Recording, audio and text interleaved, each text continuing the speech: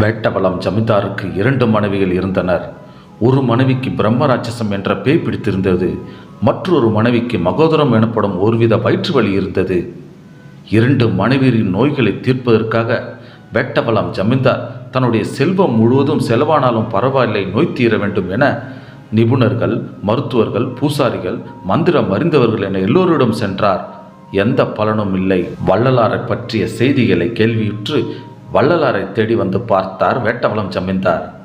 வள்ளலாரை தன் இல்லம் வரும்படி சொன்னார். வள்ளலார் வந்து வேட்டவலம் ஜமீன்தாரின் இல்லத்தின் வாசற்படியில் கால் வைத்த போதே பிரம்மராட்சசி பிடித்த மனைவியர் ஓடி வந்து வணங்கி உத்தரவு தர வேண்டும், நான் போய் வருகிறேன் என்று கூற, அடிகளாரும் தன் கையாலே திருநீரை நெற்றியில் இட்டுவிட பிரம்மராட்சச பேய் அவரை விட்டு ஓடியது. மற்றொரு மனைவிக்கு திருநீரை உட்கொள்ள சொல்லி கொடுத்தார். மகோதரம் எனப்படும் வயிற்று வலியும் குணமானது.